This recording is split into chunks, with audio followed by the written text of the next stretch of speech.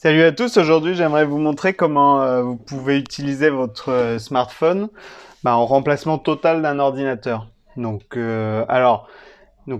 pour ça il faut plusieurs choses. D'abord il faut un smartphone qui a ce qu'on appelle la vidéo à travers l'USB-C. Donc ici c'est un Honor View 20, donc il est doté de cette capacité. Donc quand je le connecte sur mon clavier, qui est en fait une docking station pour les smartphones, et automatiquement ça va lancer un mode bureau. Voilà, donc alors on peut soit afficher l'interface du téléphone classique, mais donc ça c'est pas très pratique. Donc le mieux c'est d'utiliser l'interface bureau.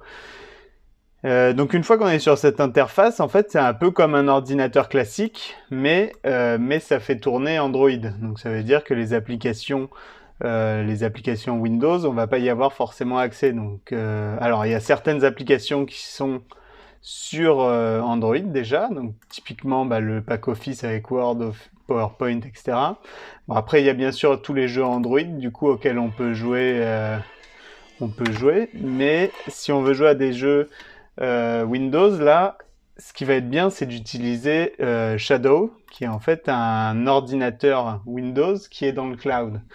Donc c'est un service qui est aujourd'hui à 15 € par mois et qui permet en fait d'avoir accès à une machine super puissante, mais qui est donc sur le cloud.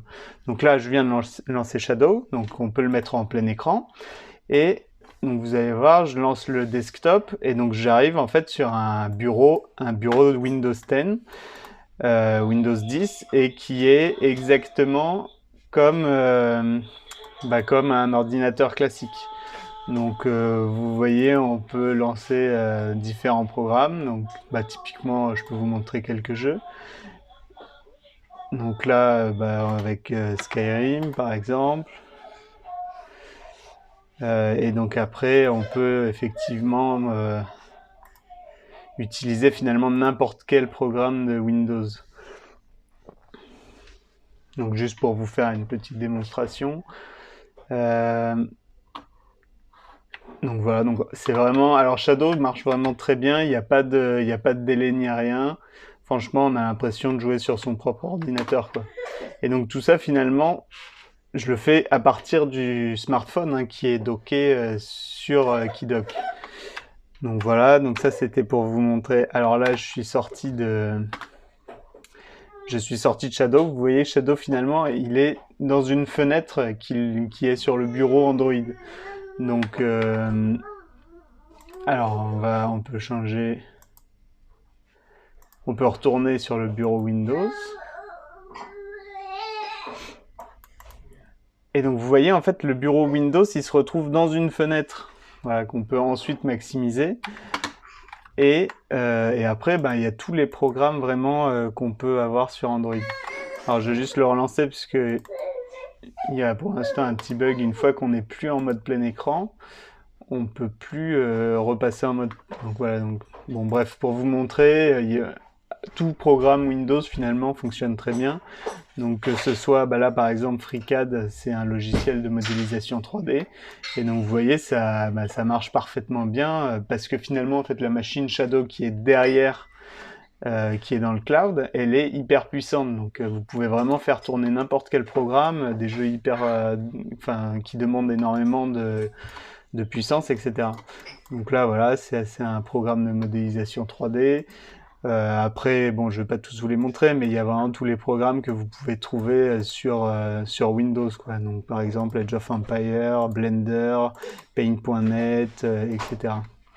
Et donc, tout ça, finalement, donc ça tourne depuis le smartphone. En fait, l'image du bureau Windows est streamée sur le smartphone, et le PC Windows, lui, il est dans le cloud. Donc, alors, maintenant, juste pour vous montrer un peu ce que j'utilise comme docking station, donc c'est un clavier en fait donc, qui s'appelle Kidoc, sur lequel on peut venir brancher son smartphone. Donc là, on peut le poser ici. On vient le brancher en USB-C et ensuite, en fait, il y a un hub USB-C derrière, donc sur lequel on a plein de connecteurs. On a 4 connecteurs USB, un lecteur de carte SD, un audio jack, Ensuite, un câble Ethernet, comme ça on peut vraiment avoir une connexion à haute vitesse. VGA et HDMI, ça c'est pour les écrans. Ça c'est pour le power input. Et ensuite, voilà, donc ça c'est le câble qui vient se connecter au smartphone. Alors, éventuellement, on peut aussi connecter Keydock à un ordinateur, hein, si on veut l'utiliser comme un clavier classique. Et une autre chose qui est hyper intéressante, c'est qu'en fait, on peut rajouter un disque dur SSD à Keydock. Donc, on peut venir rajouter, par exemple, 1 TB, un disque dur de 1 Tera, et on peut comme ça avoir plus de fichiers disponibles, plus d'espace pour stocker des fichiers, quoi. Voilà, ensuite il y a aussi, ouais, bah ça c'est intéressant, c'est des speakers stéréo, donc ça permet d'avoir un son stéréo depuis son smartphone. Et voilà, après il y a des petites features, ça c'est pour mettre des crayons, pour en avoir à disposition, ça c'est un petit rangement, etc. Donc le clavier lui-même, en fait, c'est un clavier RGB, donc il a des backlights dont on peut choisir la couleur. Alors, il faut que je connecte le téléphone pour qu'on puisse voir. Hop. Et aussi, ce qui est intéressant, c'est que c'est un clavier mécanique. Donc, ça veut dire que le ressenti lorsqu'on l'utilise, il est vraiment très bon par rapport à des claviers moins haut de gamme. Donc, voilà, il a plein de modes de couleurs différentes, on va dire. Donc ça, c'est... Bon, après, si ça vous intéresse pas, vous n'êtes pas obligé de l'utiliser. Vous pouvez enlever les backlights. Et donc, voilà. Donc, bon, pour résumer, avec un smartphone qui a la vidéo par USB-C, une docking station, alors... Ça, c'est effectivement celui que j'ai développé et du coup, je vous ai présenté aujourd'hui. Il y en a d'autres. Il y en a où c'est juste un câble qui connecte en HDMI. Mais moi, ce que j'aime bien finalement avec Keydock, c'est que toute la connectique, elle est dans le clavier. Donc, c'est vraiment une station où on peut venir se brancher et connecter son smartphone d'un coup, on va dire. Voilà. Et donc, ça couplé finalement avec Shadow, ça permet de vraiment finalement avoir accès à tous les programmes dont on pourrait avoir besoin. Et en fait, finalement, de plus du tout avoir besoin d'ordinateur classique, que ce soit un ordinateur fixe, quoi, une tour. Et donc, le gros intérêt derrière ça, c'est que finalement, déjà, vous n'avez plus besoin de racheter des nouveaux ordinateurs. Et en plus, alors j'ai déconnecté la souris. Et en plus, c'est hyper pratique puisque finalement, vous pouvez avoir une docking station comme ça chez vous. Vous pouvez avoir une docking station comme ça au travail. Et en fait, vous arrivez, vous connectez votre smartphone et ça lance directement votre bureau, où que vous soyez, quoi. Vous pouvez même aller chez vos parents, par exemple, s'ils ont aussi installé un clavier comme ça. Vous arrivez, vous vous connectez, ou chez vos amis, etc. Et vous avez accès immédiatement à votre bureau sans vous trimballer soit votre laptop, soit votre tour, quoi. Enfin, personne se balade sa tour. Mais et donc voilà, grosso modo. Après, il y a d'autres avantages. Donc, comme je vous disais déjà, ça économise un peu de l'argent parce qu'on n'achète plus un nouveau PC tous les 3-4 ans. Et aussi, il y a un truc important aussi, enfin pour moi en tout cas c'est important, c'est le fait qu'il y a moins de déchets finalement sur le long terme, des déchets électroniques, puisque ça c'est qu'est-ce que vous faites de votre tour une fois que l'ordinateur est obsolète.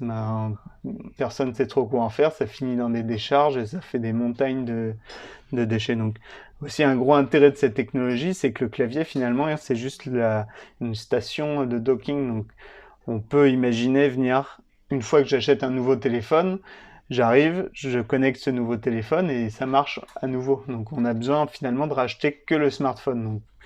Donc ça fait forcément moins de déchets sur le long terme. Donc pour moi ça c'est aussi un argument assez important, quoi. Donc voilà. Et donc là ça c'est le bureau Windows. Et donc je vous ai pas trop présenté le bureau Android qui est aussi assez intéressant, hein, donc puisqu'il y a pas mal d'applications. Vous pouvez alors parce que idéalement effectivement si on pouvait tout faire à partir du bureau Android nativement, ça serait hyper intéressant.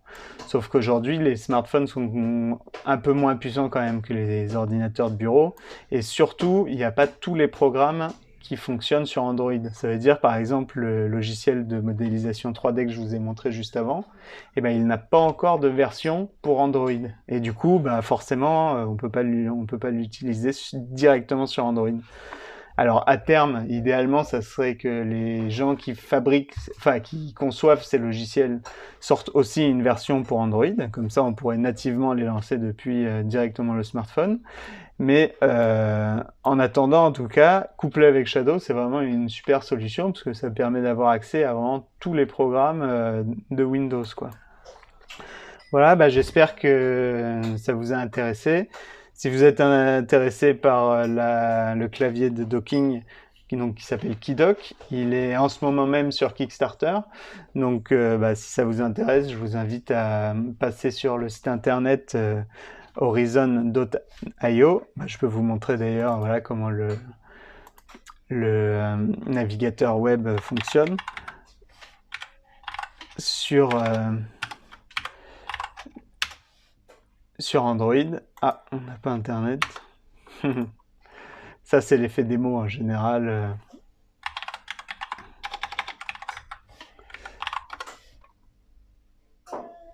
Ah voilà, donc ça c'est le site, et donc sur Kickstarter, vous pouvez précommander le clavier, donc si ça vous intéresse. Alors je lance sur Kickstarter principalement parce que finalement bah, je suis un entrepreneur individuel, donc financer une production comme ça pour lancer un tel projet, bah, c'est très compliqué, donc l'idée c'est de faire de la précommande, comme ça je livre juste quelques mois après, donc ça permet de financer la production. Donc vraiment, si c'est un projet qui vous intéresse, essayez de backer sur Kickstarter. Vraiment, ça permettra au projet de de devenir réel, quoi. Voilà, bah merci à tous et j'espère que ça vous a intéressé.